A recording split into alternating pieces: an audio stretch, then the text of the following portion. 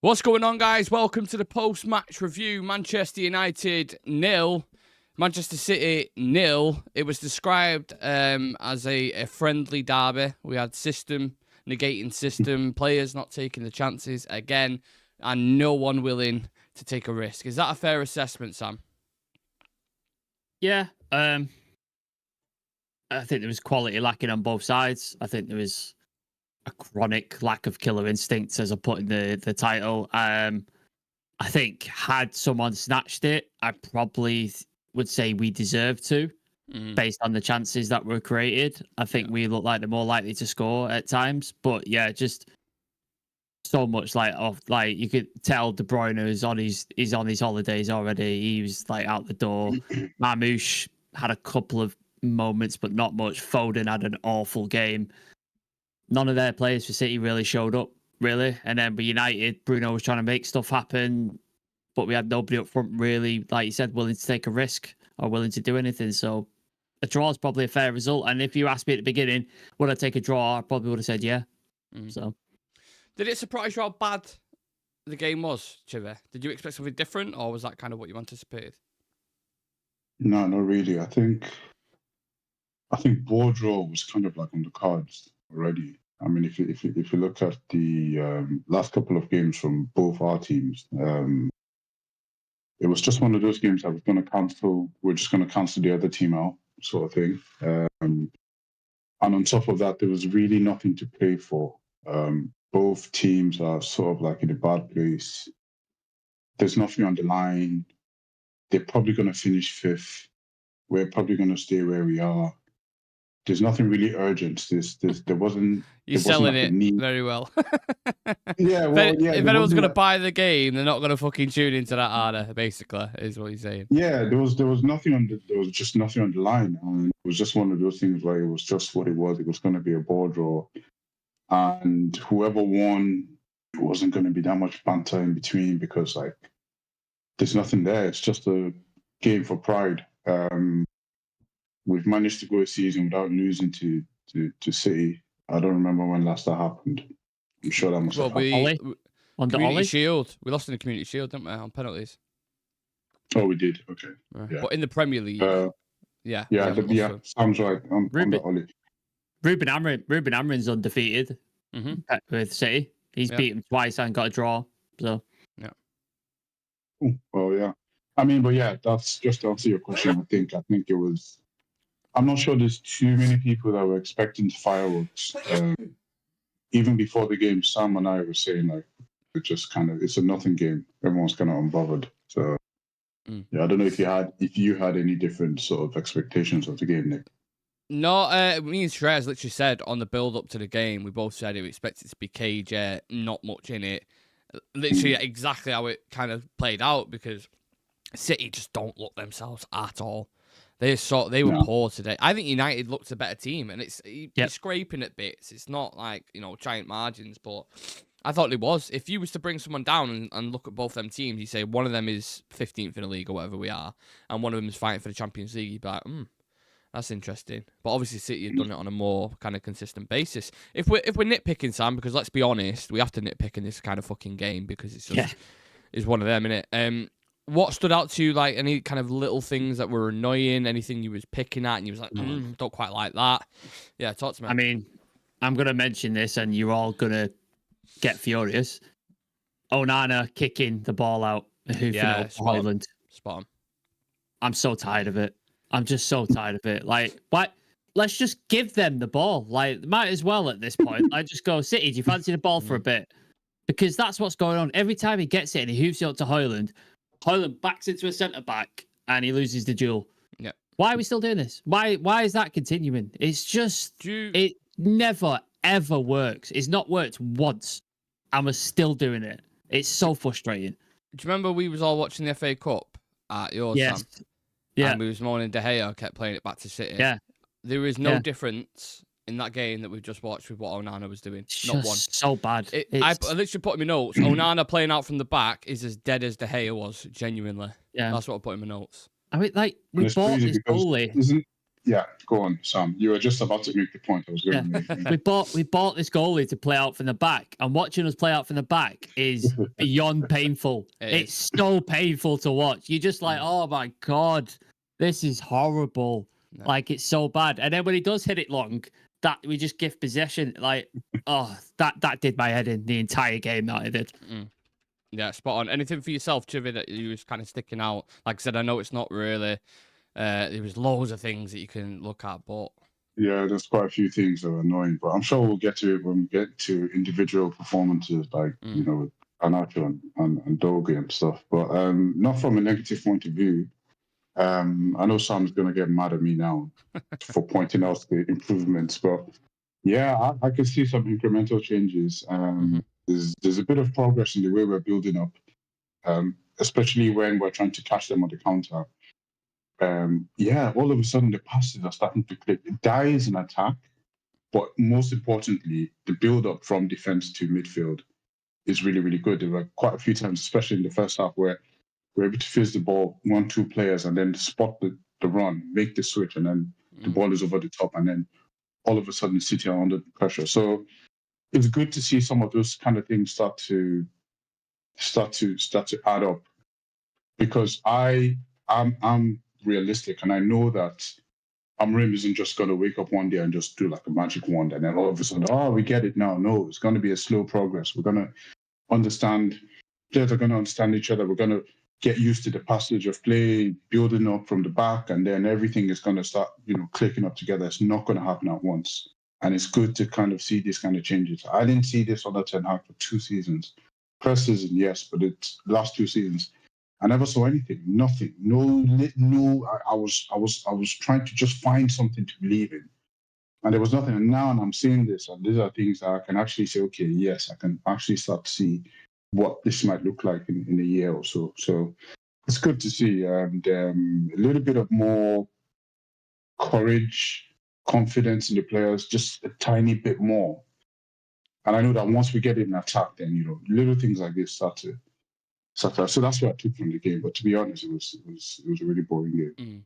I thought, Sam, the Portuguese lads had a good game. I thought Dalot looked, for Dalot standards anyway, I don't want to get too carried away, but he looked quite a threat every time he picked it up. And then Bruno, for me, kind of showing why he isn't just goals and assists, because that's what everyone goes on about. But he was the best player on the pitch today. And I know, I'm not saying he was amazing by any stretch of imagination, but I'm just saying out of everyone that was on there, out of everyone, he was the one that stood out, wasn't it?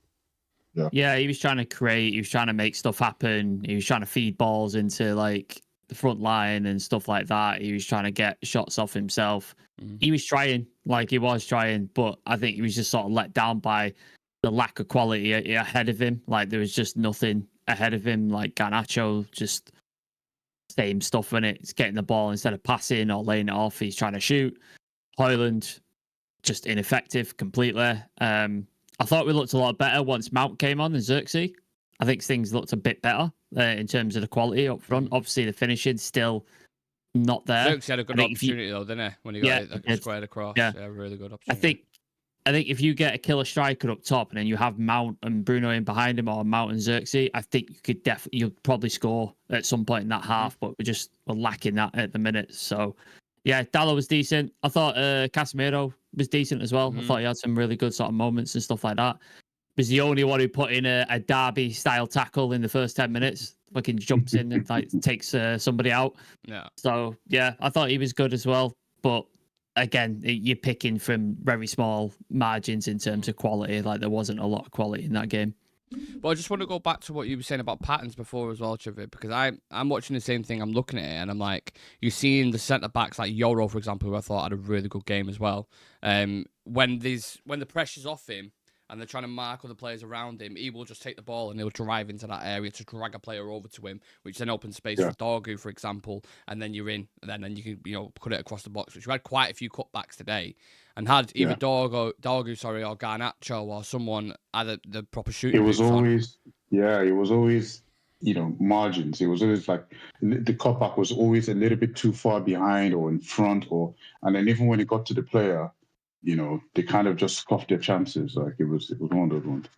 Garnacho was the one in it for like, I don't know how many times I need to say this. I'm almost just tired of it. There was Yeah, a it pass was just Bruno Garnacho did, and instead of being like right in front of him so he could run onto it, it was slow. it was And slightly literally behind him, just and then Bruno had yeah, to like sort of thing like that, and he just kills the attack, and it's dead. Then kills and it he's just like, oh, completely. fuck's sake, man. Even in the first 5 minutes when we had that break, got that break, Bruno was steaming on the like a player with a lot more maturity, who's not just focused on scoring the goals, who does a little bit of scanning. I don't even need that much, just a bit. Just pick your head up for like 2 seconds, for a second. That's it. That's all I'm asking for. You can easily thread that ball through. But just to add to the points I made about the changes, and I'm not sure how you guys are going to feel about this, but this is something I've noticed over the past maybe 4 games. I think that if we're trying to make this quick transitions in attack, I think that Bruno and Casemiro together are the perfect pairing. If we're for attacking, I'm not talking about defending or anything. If we're moving the ball forward, and I've noticed that when we played Sociedad and both on both sides of the Arsenal game, it was Bruno and Cas the whole time. And when I was watching back some of the highlights, and all the attacks came from Cas or Bruno or both of them pulling strings from the midfield. And when Bruno plays up front, we lose that in the middle. So when Ugarte comes off and Bruno steps back into the midfield, and then you have a more mobile front three with Xerxes, Garnacho, and Mason Mount. This is when you start to see little changes, a little bit more attack in there. And I think both of them together kind of complement each other the best out of what we have. I'm not saying that's the best midfield we have. I'm just saying as far as balancing, complementing each other in creating chances going forward. I think them two, I've noticed that whenever them two play, we have so much more chances, I think. And I think that's because Ugarte, if we're trying to defend the lead, if we're trying to break up play in the middle, he's perfect for that. But as far as creating chances, I think that pairing of Casemiro and Bruno together, because both of them have the eye for the ball, they can lay the pass, that sort of thing. I think that's something that we might see going forward. But yeah, it's just something I noticed. I don't know what you guys think about that. No, I made the note during the game, especially with Ugarte in the first half. I want more from him, because I think there are plenty of players in the league who do what he does. Maybe not to the highest volume that he does it at, but to a very good standard. McAllister, for example, right, is an absolute workhorse for Liverpool. Look at the goal he scored today for Fulham. Fucking rocket. And now Ugarte scored one goal. Was it Everton? I think he scored from the edge of the box. He scored one goal for us. And we knew when we signed him, he does get a nosebleed in the final third, was how it was described. But I want more from him. You can't be a midfielder at United who's just good at putting fires out. For me, if you're in a big game and you're going into it and it's a final or a semi-final and you need those kind of players, that's great. But even players like N'Golo Kante, who was unbelievable at that on the ball, he scored. Yeah, like on the ball, he was still really, really good, and he would advance and he would progress playing. I just need more from him because I don't think he's doing enough at the minute. Just for me personally, for a United midfield standard. So that midfield pairing for me, I don't know what you do because I agree with Casemiro and Bruno complementing each other in certain ways, and when you need to break a certain block, them two are the ones who can play that first time passing behind, or they can shift players about. But off the ball at times in games where you've got a midfield like Gravenberch, McAllister, and these kind of guys, and you get runners off him, that's where they struggle for me. So you can never have a perfect partnership until you go into the window, basically. That's why I said in attack for now. In attack, if we're trying to progress the ball, if we're trying to create chances up front, I think both of them, because there's too much responsibility on Bruno when he plays with Ugarte as far as progressing the ball. There's way too much. Because Ugarte, we don't see that much from him as far as progression. And it falls to Bruno. Now, when he plays in the 10, it's just Cas and Ugarte, and we don't. It's easier. I think it's a lot more fluid when it's both of them in the 8 positions, and then you have more mobile people playing up front. But then it's just something for people to sort of just put at the back of your minds and just keep an eye on it and see how that progresses. Sam, on City, how long do you think this rebuild's going to take for them? Because you look at the players on the pitch today, I didn't even know. I forgot Gundogan was on the pitch until for about 60 minutes. It's crazy how much they've all dropped off, isn't it? I when they took Phil Foden off for Doku, and I didn't even realise because I didn't notice him the entire game, and I was like, oh, did they take off for Doku? And my girlfriend was like, Foden. I was like, was he playing? Like, I just no, like he just didn't show up like at all. Crazy. Even De Bruyne just didn't look at it at all. I thought Ruben Dias was lucky to not be sent off at some point because he got a booking in the first 5 minutes and then was continually committing fouls after that. Yeah, and just didn't seem to get sent off. So I don't know what was going on there. Didn't really test Edison as much as I would have liked. I think he's got a mistake in him, and I think we could have done something, but didn't test him enough for me. But yeah, the rebuild, it's interesting because I know they've brought in Marmoush, who does look like a quality player. He sort of delivered the only threats that he had today. Like he had that volley, Sam. Yeah, you know, because the sun was in Onana's eyes. I just felt I was like, it's going in. It's going in. Yeah. So he looks like a decent player. That Nico Gonzalez, I don't know. I'm not sure about him. Like, I didn't see him on the pitch. He came on late. He came late on. But yeah, just I need to see more from him. That is it the guy from Uzbekistan, Nusanov, is it? Oh yeah, Kushnov or something. Well, yeah, like he had a terrible first game, didn't he? He absolutely got bitch slapped by. Is it Chelsea he played against? He just looked all over the place. So yeah, it's gonna be weird, man. And then obviously you've got the charges thing, which is still yet to be decided. So what happens there? Haaland's out for a long-term period. Pep's only signed a year extension. Does he actually stay for this rebuild? Like, there's a lot of questions over City, man. Like, there's a lot of questions. They're in a very different place to where they have been the last sort of 5, 6, 7 years. Like, it's a very different team now. And you've seen Liverpool get stronger. You've seen the likes of Bournemouth, Brighton, all those sort of teams get stronger. So yeah, it's going to be interesting for City over the next couple of years. Yeah. Are we all agreed on the man of the match as well, lads? Bruno Fernandes was the one player on the pitch, one that was kind of stuck out and tried to do anything. I think Yoro deserves a shout as well. I think Yoro deserves a shout. And Cass. I think those three players. One thing I wanted to mention as well, sorry, that I didn't have on my crowd chanting bingo card, Phil Foden, your mum is a slag. I was just like, what the fuck? Where on earth is... First and foremost, who started that chant? I don't know. I don't know. What chant? They were saying, Phil Foden, your mum is a slag. Your mum's like... Yeah. That was the chant. And he did it a lot. Why? Yeah, every time it was like a circulation every 10 minutes. It was going, Phil Foden, your mum is a slag. And just like, your mum. Yeah, nothing to criticize. Yeah, I know. I thought, whenever I hear that tune, I think it's Bruno because they always go, "You look like a rap." Like a rap. Yeah. But then so I was hearing that, but I was like, it doesn't quite sound. Yeah. What they're saying.